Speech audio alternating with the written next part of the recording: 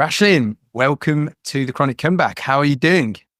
I'm really good, Phil. Thank you. Thank you so much for having me. No worries, no worries. Well, yeah, as I said, I was apologizing for my not responding for ages in Instagram, and then we finally were able to get it done. So, yeah, I really appreciate you coming on and sharing your story. I know it's definitely an amazing one that people will get a lot from. So, what we like to do through these podcasts is to go back right to the beginning, even maybe before you started to get symptoms Yeah. with your chronic health issues, and just understand what life was like before then. Could you take us through like what life was like then? Did you have any health issues, or did you have any symptoms, or were you kind of pretty healthy? And then maybe if you could just take us through the beginning part of the chronic health story. Yeah, of course. So I'll dial it back to maybe about like 2018, 2019. Growing up, I didn't have any like major health issues, but probably I got ill quite often and that sort of thing, but nothing major. So right about like 20, I had like this bout of shingles when I was in my early 20s, but I kind of recovered from that and I was okay. So life was pretty much how it looks like for a lot of people living in a big city in your 20s. I was working really hard. I was going out, meeting people, at the time dating my now husband. So 2018, we got married. And kind of 2019, I just felt that I was starting to unravel. Something wasn't right. I had a bout of like a sinus infection, and I just didn't really feel I recovered after that. I was getting sick like clockwork every month. I was someone who really enjoyed health and fitness. I was in the gym all the time. I'd done a marathon triathlon. I was training for my second marathon, but I couldn't shake off that feeling of just not being well. But I didn't really think anything was wrong. I just thought maybe my body was taking a little bit longer to recover. And then fast forward 2020 is when the pandemic hit. So for me, I say that COVID was like my tipping virus. And actually, when I look back on it, I don't actually think it should have gotten to the point where I was diagnosed with chronic fatigue syndrome. For years, I just didn't know what was going on. So I had COVID. I was not hospitalized or anything, but I had severe shortness of breath. And the first thing that went for me was my ability to exercise. So at the time, I was told to do graded exercise therapy, which of course we now know is just not the right thing. So that's what I did. I would just grade my exercise, which was terrible. Like anyone who's been through this journey, you know that that's not right. So it was like work, crash, work, crash. And at the time, I was working full time, so as a management consultant, but I was also setting up my business on the side, which was an e-commerce business. So it was quite a lot to juggle. But if your health is not in the right place, then it's just like snowballing, basically. And then started that going down that rabbit hole of doctor's appointments. Okay, fine, you can't breathe properly. Let's check your chest. Your heart rate is really high. Let's do an ECG. And I get that. You have to be able to rule it out because our symptoms with CFS do mirror a lot of other things. Copious blood tests, but nothing ever came back. So I just continued doing this kind of two jobs essentially, just trying to push through, which was terrible, but I had no idea how to deal with it, and I didn't want to stop. And then I had two big crashes. I traveled back home, which is Kenya for me. I came back and then I was essentially bedbound. I got back up a little bit, and then maybe 2 weeks later, I crashed again. So that was the worst. I was bedbound maybe for just over a month, and then I was housebound for a year. So it was the classic, just needing help to shower, wash hair, that sort of thing. I'm grateful that I recovered from that phase of it because I appreciate that a lot of people get stuck in that phase as well, and it's hard to shift it. And then I was housebound. So at that point, a part of me was a little bit grateful because I felt I was given the permission to stop and that I could take time for myself, etc. And I actually suggested to my doctor that I think I have chronic fatigue syndrome. They said, well, yes, actually, that sounds about right, Rashlin. This is bizarre. And then it was feeling a little bit grateful, but then being quite lost, as a lot of us who are going through this journey, you're leading your own recovery pathway. And a lot of it is just trying to see, will this work for me? Will this work for me? I was grateful to see doctors who recognized that it's a real thing. I think maybe because of long COVID. So they did recognize that this is a real thing, but also recognizing that medically there's nothing we can do to help you. I then started doing something called the parent technique, and that kind of helped me feel validated in what I was feeling and within my body to recognize that there was a lot of inflammation. And then I started going down the route of, I would say, wellness from within. So understanding what nervous system dysregulation was, because I think that's what it is. The virus, I say, was the tip of the iceberg, and it just tipped me over the edge. But for years, I was just completely dysregulated, but I had no idea what it was. And then just looking at what my behavioral tendencies was, stresses, environment, that sort of thing. So slowly just starting to work on that. But that was my story. And I think it's a bit of a classic story, if I'm honest. I hear it time and time again from a lot of people. Yeah, well, thank you for summarizing that up so succinctly. Really, like I know there's a hell of a lot more to it, I'd love to pick that apart a little bit. So you mentioned before you started to get kind of symptoms, like looking back on it with hindsight, which is a wonderful thing. You could see how maybe there were like telltale signs throughout your like childhood and maybe when you were younger. What would those be? Just you mentioned getting sick regularly. What else was there? I think I had gotten to the point where it was funny because I would say like that period of like graduating from university and right up until like 2018, apart from like the bout of shingles, I was like just a full life and enjoying life. But kind of like from 2019 onwards, I was diagnosed with depression. I would say about 2020, whether that was what we see now with a lot of the nervous system dysregulation. And I think it's hard for someone who has chronic fatigue syndrome not to have mental health challenges as well. So I think it was, apart from like, I would say a perfectionism, overachieving, that sort of thing, it was, I'd felt my ability to handle stress was reducing ever so slightly. And that was showing up in my bodily symptoms, basically.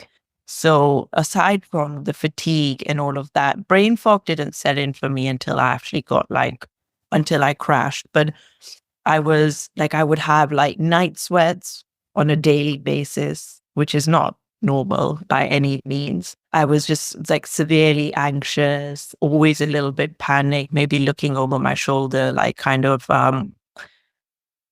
expecting the worst kind of thing. And just mentally, the chatter was too loud, if that makes sense. So that's kind of what I started to address before I got very ill.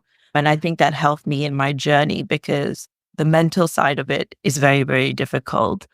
And I think that if I'd had any kind of that thing about being given permission to rest, it's like a diagnosis of chronic fatigue syndrome gave me permission to rest, but my body was telling me for ages to cut back, to rest. It was sending me all the distress signals and letting me know that it wasn't okay. You know, there were periods where I was sleeping a lot. So I'd work all day and sleep at 8 and wake up at 7, more than a full night's sleep. And you just wake up. I'm sure you can relate to this, Phil. It's just completely exhausted. You feel like a bus has hit you. But it was that like, I just didn't want to stop. For some reason because maybe we're given our bodies for free, I don't know, but we just take them for granted. And we'll just push and push and push. So it didn't surprise me that I crashed, but it's my behavior towards it surprised me a little bit. And now I would not actually view it in that way, but it's that just pushing yourself to like severe burnout and then almost being surprised when your body has like been like, hold off. Yeah, we have to get something like taken away from you before you realize how important it is to you. And yeah, I think that's what most people or all people go through with chronic illness, particularly when then they get it back. Were you, because you were in the UK, when this happened, right? I think you mentioned you went back to Kenya, but mainly in the UK for this. Yeah. So you would have gone through the NHS, like doctors? Is that you were doing that? Yeah, there were a couple. Yeah, sorry, I interrupted you. There were a couple of like long COVID clinics set up because that was the initial thing, as in it was COVID. It started to dysregulate a lot after COVID. So I did a couple of NHS doctors, and then I did privately as well, so I could get test results quicker, be sped up a little bit. Yeah. But it didn't really make much of a difference, to be honest. No, I mean, I actually did something because I had private healthcare with my work when I had a lot of this going on. And so I did the NHS first, then I went on private, and it just speeds up the well, not the bad news. It just speeds up I don't know, the system that doesn't support you. Were you, because it sounds like the mind body stuff, the nervous system stuff, how quickly did that come into your like thinking? And because you mentioned that, you'd already been working on your mindset, you'd already been working on, that connection. For you, was there already a connection there? Like when this started happening, or did it take a little bit of a while to think, okay, that's the connection? No, it took a little bit of a bit of time, if I'm honest. I think I was better able to cope with the stress of the fatigue because of the stuff that I'd done before. But I think that's a really good question in terms of how quickly the tools took shape. I think it was gradual. There wasn't like an aha kind of when I woke up one day and I was like, I'm suddenly not overthinking.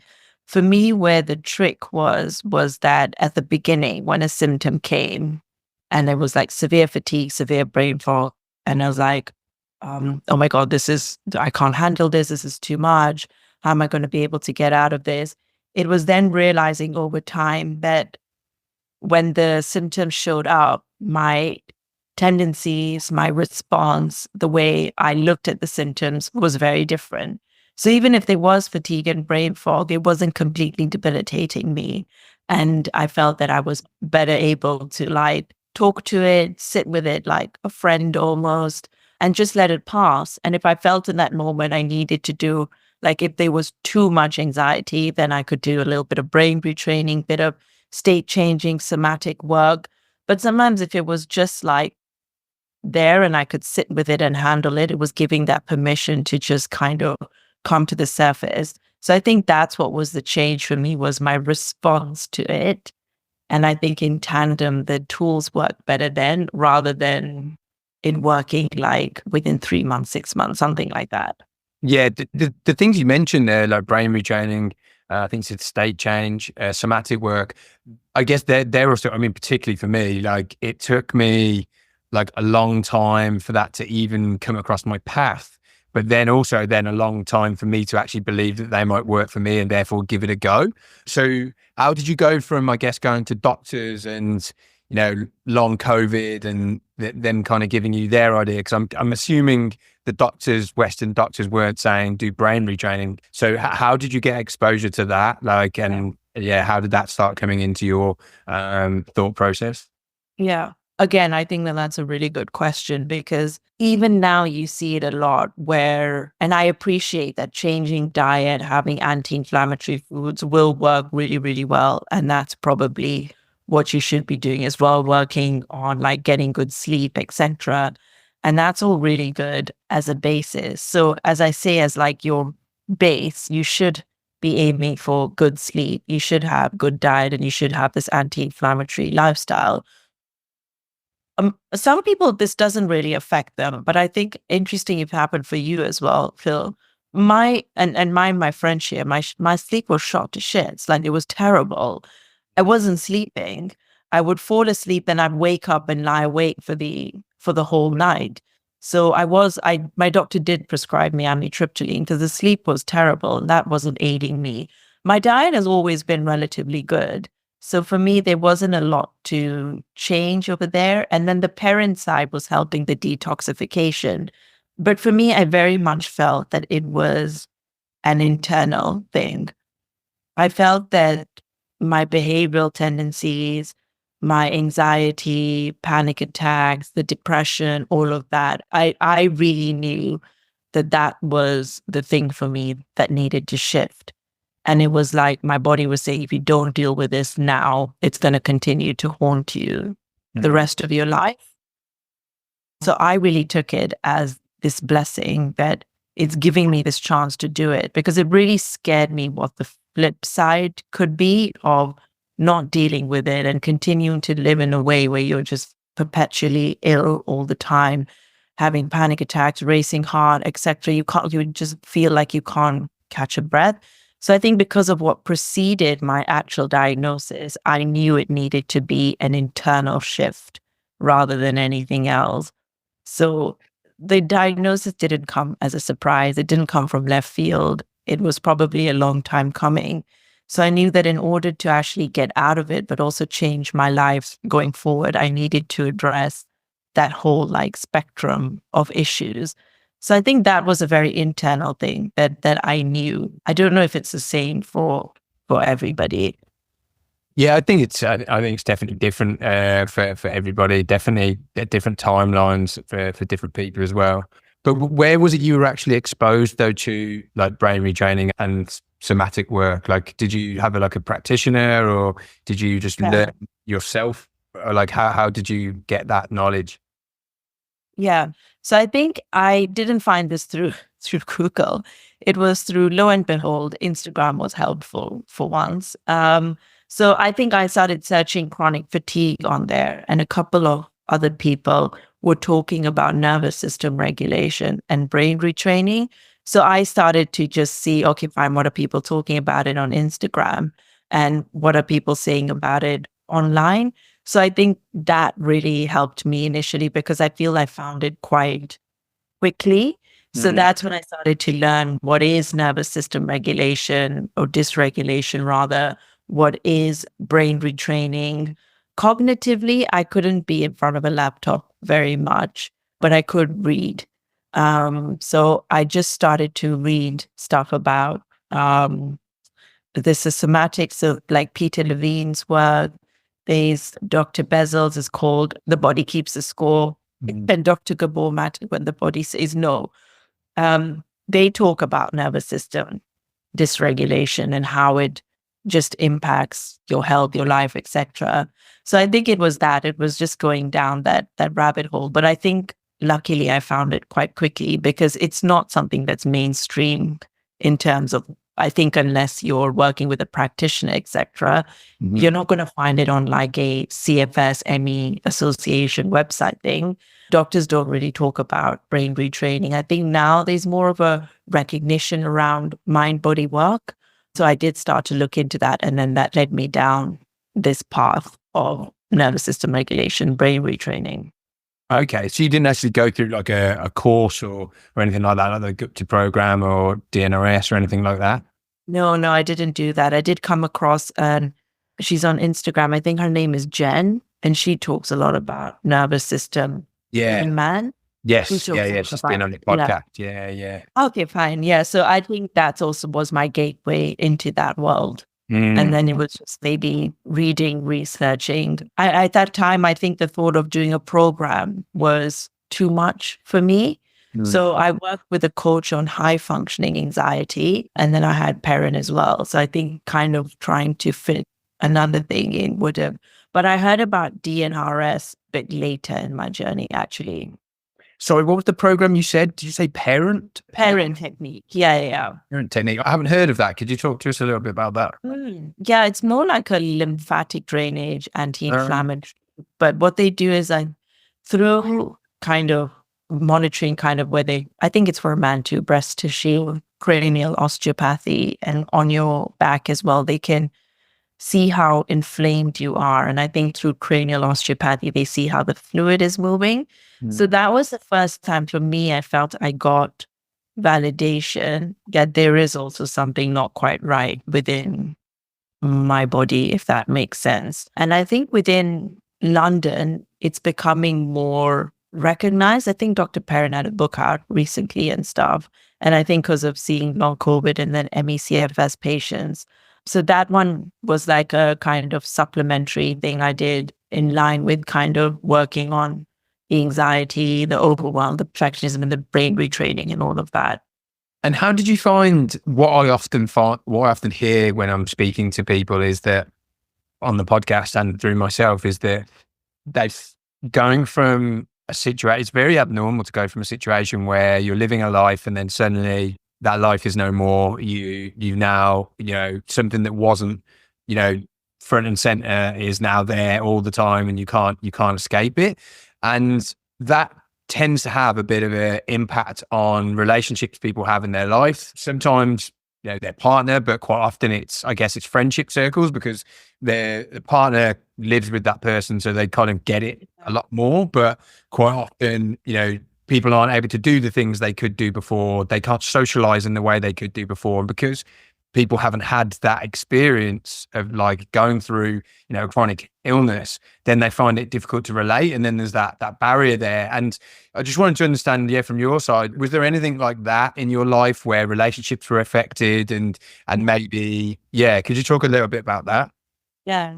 Again, I really like this question, because I think that when you've dealt with a chronic illness, if you're in this world, you appreciate the mind body stuff, the brain retraining. But for me, the stuff in the periphery is actually very important. Your jobs get affected, your relationships get affected, your life is affected. And that is actually a lot harder. So for relationships, bless, my husband was very, very understanding, because he saw it for many years. And even from the get-go, illness was it was like this part of our marriage. So he was very sad to see me in bed. So I'm not someone like that, like a lot of us who have it. So he was very supportive. My mom came from Kenya to stay with us. And I think when she saw it, she understood it. So I didn't have relationships that were affected, because I think everyone tried to understand what CFS is, how it's affecting me, etc. But I also think unless you also see someone like that, it's also very hard to understand.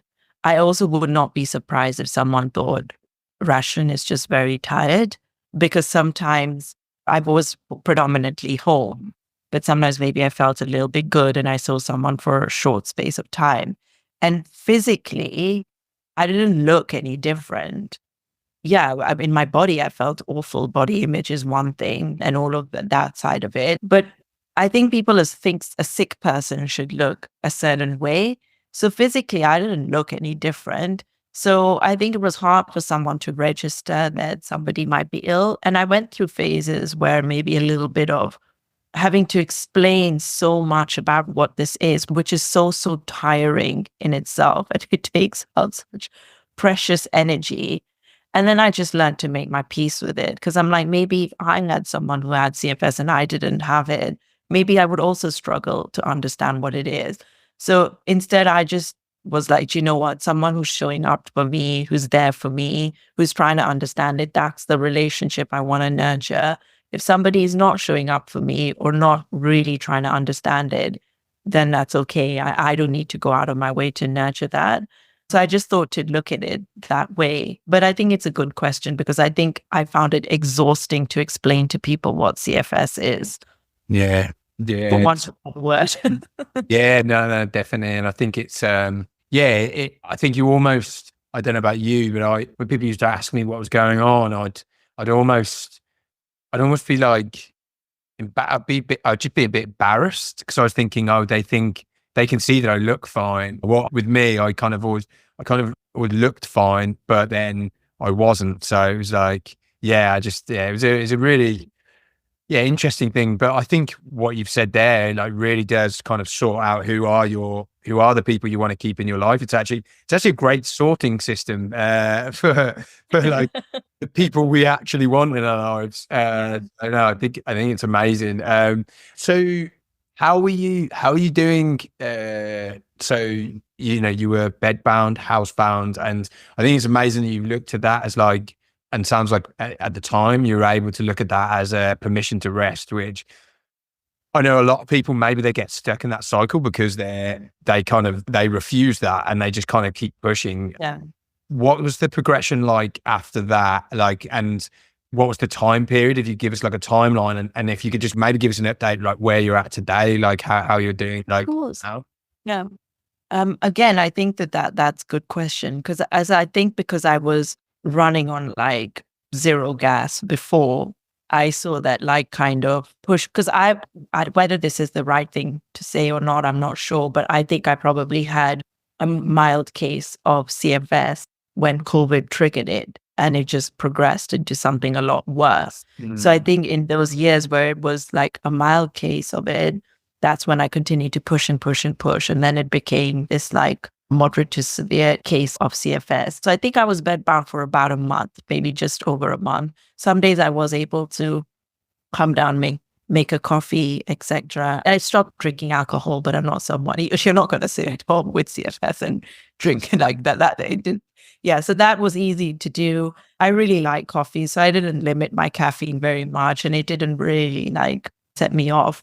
So some days I'd be able to like make a coffee myself, sit on the sofa a little bit, and then back up to bed. And then I would say, couch bound. So I say my whole period was about a year of severe crash, bed bound, to actually feeling recovered.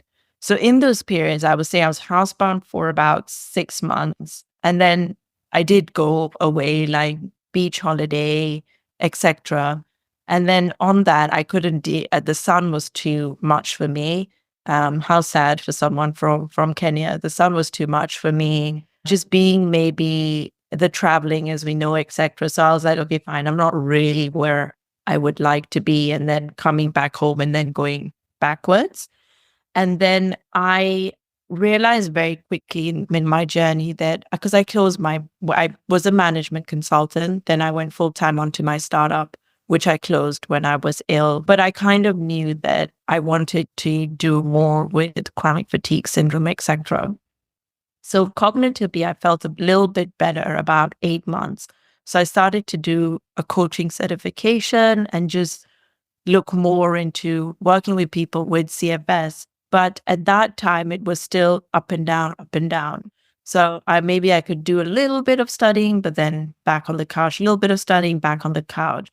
So I think I was trying to do a bit more, but nowhere near. And then I would say around a year after that, it wasn't magically, but it felt there was not much resistance. Even if there were a bit of symptoms, I was so much kinder to myself. I was able to do a lot more. I could sit in front of the computer, things like that.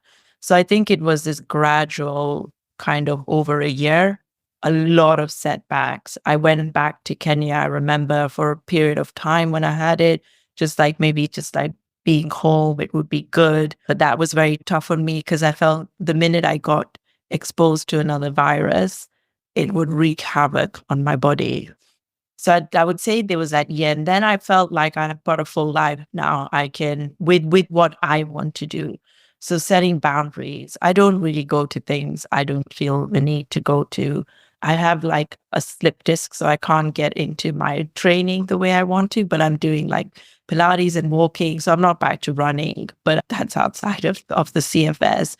The thing that I would say sometimes still trips me up is if I get sick, I feel that the bounce back is not as quick as my pre-CFS days. But apart from that, I just feel with what I want to do, I'm able to do it and like do it without feeling symptoms, etc. No, amazing. So with how you're feeling today in terms of compared to how you were before, do you take like a lot more like conscious care of certain areas of your life that previously you just didn't even look at? Yeah, I think some at the beginning, especially when I started to work again, I think I was a bit more hypervigilant of like, I weaned myself into computer time. So it wasn't like I went from like 0 to like 8-hour days. So like kind of built my work capacity back up. But I think if it was a full day or something with a bit of like, maybe something that made me a bit more overwhelmed, I was very conscious that, oh my God, our symptoms going to start to come up again. And then also being very cognizant about the fact that if I have had a full week, I shouldn't have a full social weekend. Now, that was not something I thought about before getting ill. You would just make plans and do everything. And you'd know that if you were tired, you just had a good sleep and maybe had a couple of easier days and you'd be okay. So I think I was a little bit more hyper vigilant. And I still think sometimes it does, because even though I say I'm recovered, the memory is still very fresh. So you remember what it feels like to feel that ill, to not be able to do anything, etc.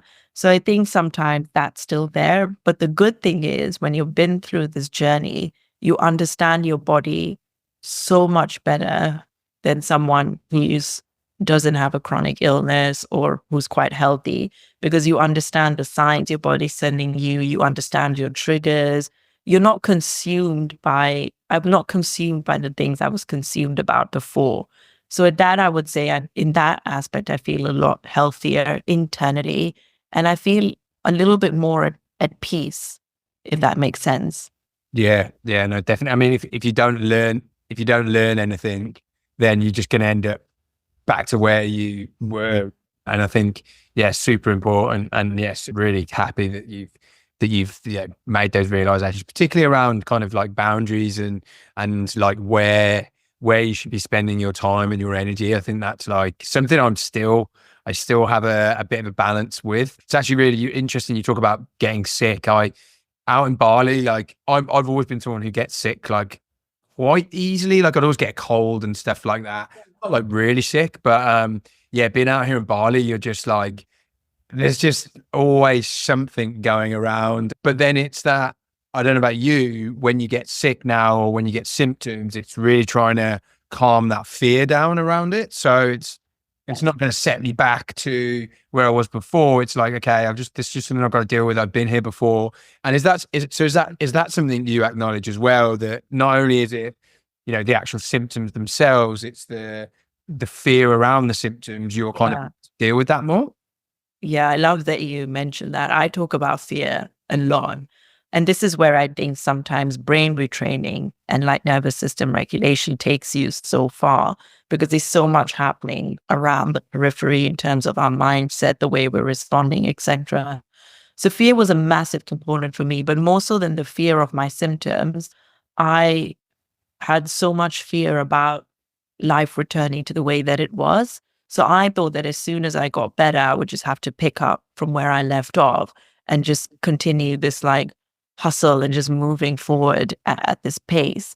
And I think that, and it's interesting you said that, this week for me has been a week where there's a lot going on. It's before the end of the year, so you're wrapping up work stuff, but also socially there's a lot going on. And I started to feel very overwhelmed, and I realized it's because my body is thinking that things are going back to the way it was, and this fear response started to come up. So I think for me, it was twofold: the fear of the symptoms. So when I'm doing too much, I feel I'm going to pay for it, or just the fear of like moving at the pace that I was before. So that's how fear showed up for me in my journey. Mm. And how would you say life is like better as a result of what you've been through now, assuming there is stuff that you can see that is better? Like, let's say, you'd never got shingles, you'd got through COVID like other people, and you were kind of still doing your management consulting. How would life be different? And kind of how would you say it's maybe better now? Yeah, I would say that the way that it's better is I just feel a lot more at peace with who I am. So one aspect of my personality was I never felt good enough. Nothing I did was good enough. I'd like everything, just if something good happened, it had to be better. I had to do more, etc. Even though I still want to do things with my life, and sometimes that kind of thinking does come up, it's not ruling me anymore. So I'm not walking around feeling like I'm not good enough, blah, blah, blah, like always comparing, etc. So I feel at peace in that aspect. I understand myself a lot better. So when there's the moment of anxiety, when there's the internal chatter, when mentally I'm not feeling great, it's like a dark day or a low day, I'm able to sit with my emotions a lot better. So rather than then controlling me, I have the control, I have the upper hand, and that passes as well. So I feel internally a lot lighter, if that makes sense. And I just feel because of the work you do when you've got something like CFS, because there's nothing we can do medically, we are going down this route of looking from within, assessing our lives. A lot of the nervous system regulation, brain retraining is looking at the way we think, what our triggers are, and then reassessing them. And I feel because I've been able to do that, my like kind of viewpoint on life is a lot better, etc. So even if I'm not running the way I was, I'm just a lot happier, I would say. So I feel even if I was that old Rashlin who didn't get sick and was still working XYZ, blah, blah, blah, I would just say that internally it would be a mess. So I would say that that's how, aside from the obvious that I'm living life again, I'm not fatigued, I would say that that's been the massive shift for me. And can you just talk a little bit about that? I imagine, I'm not putting words in your mouth, but I imagine in that time period where you were bedbound or housebound, there were some pretty hopeless moments where you maybe felt like, there wasn't a way forward, or maybe this might last forever. Or could you talk a little bit about that, the kind of mindset that you were in at that point, and kind of how you were able to move through that and keep moving forward? Yeah. Again, I think that that's a good question. And I realize that at different phases of your life, depending whether you're 20, 30, 40s, there's always going to be this kind of way you think you should be in life, whatever that looks like for an individual. So I guess if it's I was in my 30s and I am in my 30s. So I guess if it's someone in your 20s, it's maybe you're going out more, you're enjoying life, you're at university, etc. So you feel you're losing out on that. So in my 30s, I felt I was falling behind in life. So for me, a massive, massive thing is this is going to really impact my career. I'm losing so much time. Even when I start, I'm going to have to start from scratch. I'm going to have to start from the beginning. There was that. 30s is a period where everyone's announcing weddings, pregnancies, whatever. So that was on my mind too. How is this going to impact that side of things going forward? So I think mentally, I just felt that I was really like slowing down in life, and that this was really just going to impact the trajectory of my life going forward. And I'd be like, and I was constantly questioning, would I still be able to do the things that I want to do for CFS, or is this going to follow me around like a dark cloud? So that was my kind of mindset during that. And how were you able to kind of like deal with that and like move through that at the time? Yeah.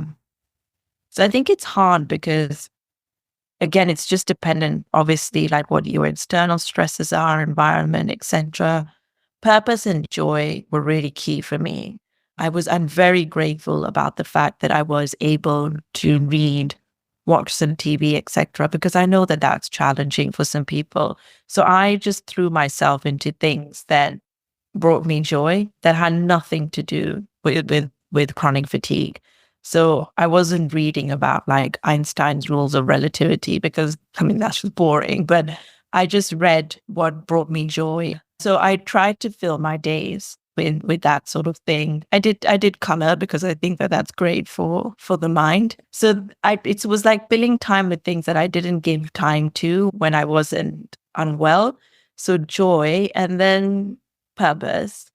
I started to ask myself, when I do get out of this, I change my mindset to when I do recover. I didn't put a timeline on it. And I think that that really helped me. And I said, I'm just going to give this the time it takes to get better. And I just asked, well, what do I want my life to look like after this? What would I want to do after this, etc. So I think the joy and a little bit of that purpose in tandem really, really kept me going because it made me feel like there was something to look forward to outside of chronic fatigue. That's really actually pretty powerful, and that you were able to do that at that time. And I know I was pretty guilty of this. Like, I need to be better by this point. I have to get better, by at least within 1 year. And, a year would roll by and that wouldn't happen. And then that would be even more difficult to deal with. So I think taking that pressure off, like to recover within a certain period of time is super, super powerful. And I imagine your nervous system, the day you gave yourself permission to not put a time frame on it, that must have just been a huge kind of almost relief for yourself. Yeah, definitely. I wasn't great. If I made it seem like I had this down from like the day I got like, no, that's rubbish. I think I worked at it, and they would definitely, I would say the first 6 months of being ill were a lot easier than the last 6 months of being ill. In the first 6 months, for some reason, my mind was like, we're going to take this time to rest, just do the joyous things, let the body heal. For some reason, the latter 6 months, when maybe I traveled at one time and I'd gone back home, I started to plan for the future. So it really disappointed me when I wasn't able to do the things I wanted to.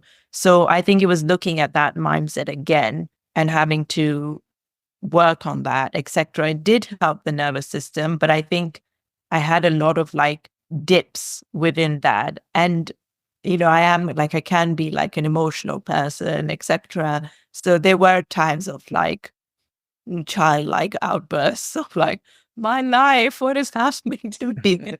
If I made it seem I had it down from the beginning. So. No. Just, within a shorter period of time, probably than most. No, you definitely didn't make it seem like that.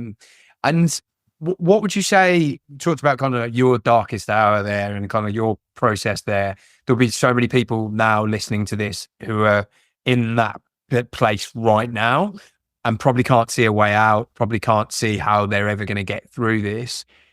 What would you say to them to help them, inspire them to keep going, to believe that they can do it and that they can, be a success story like yourself and get their life back? I think trying to build that internal confidence is really key, because sometimes we look to others to build the confidence for us. But with this, it's very tricky, depending on what your living situations are, relationship situations. You might not be getting that from people around you, that validation that you need. So maybe building that internal confidence really, really helps. So whether it's visualizing what life looks like beyond this, talking to yourself about, these are the things I'm going to do when I get better. I can't wait to do this, X, Y, Z. Trying to build that within yourself really, really helps. And it's a lot easier said than done, because our mind loves negativity. It's like we're hardwired to go to the negative thought immediately. We love ruminating and catastrophizing. Even though it's so bad for us, it's like we get like a kick out of it. So I think that being able to recognize that and then just replace it with something a little bit more like positive, and to build up that confidence, I think really, really helps. If you can find like more like a sounding board within your journey, someone who can listen to you, help you, etc., whether it's a friend, a partner, that helps as well. But I think it's different for different people. So I was like, if I build up my confidence internally, then I don't need to look elsewhere for it. But I think, that's what comes to mind. Yeah, no, thank you so much. That's super powerful and definitely resonates with my own journey. And I think confidence can come in like a lot of different forms. But if you can, the reality of it is all of us going through this have lost a level of confidence in some part of our lives, some part of our bodies.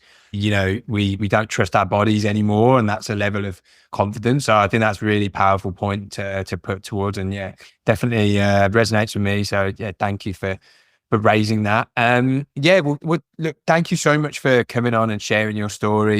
I feel like the way in which you've approached this is like super inspiring to so many people who will be listening to this. I know you're launching your very own podcast. I think it's going to be timed with the kind of similar to release date of this. So it will at least be like pretty close, I think. So maybe just give us a bit of detail about that if you can. Firstly, thanks so much for having me on, Phil. It was just nice to chat. So it's called The Wellness Within. I think I've talked a lot about that, transforming from the inside out. So that's what the podcast will be based on. So I think for a lot of us, we're in a wellness obsessed society. Walk your 10K steps, biohack, all of this. But no one actually talks about doing the hard work. Not no one, but it's not mainstream to do the hard work from the inside out and transform yourselves, because a lot of us are getting ill at an alarming rate. And I feel that when we're thrown a curveball in life, we genuinely don't really know how to deal. So whether it's chronic illness, burnout, trauma, anxiety, grief, plan B, that sort of thing. So that's what the podcast will be addressing, and then how to transform yourself from the inside out. So it's either like through myself talking or with guests who have been through this kind of curveball journey in life and the work they've done internally to shift the external world. So yeah, so I'm really something I believe like very passionately about through this journey. Yeah, amazing. Yeah, well, I know anyone listening to this is going to be a definite prime candidate to listen to your show. So yeah, if I'm sure we'll link it in the show notes, or we'll make sure that people know about it for sure. I'm sure that's going to be super popular. If people wanted to reach out to you as well to ask you any questions, are they okay to do that? And if so, what would be the best way for them to do that? Yeah, of course. You can find me on Instagram at Rashlin Bhachu Coach. And yeah, that's where I am. So you can DM me and anything. Feel free to reach out. Awesome. And we'll put that in the show notes so people can find you there. But yeah, thank you so much for coming on. Super excited to get this one out. And yeah, thank you once again. Amazing. Thank you so much for having me, Phil. Have a nice day.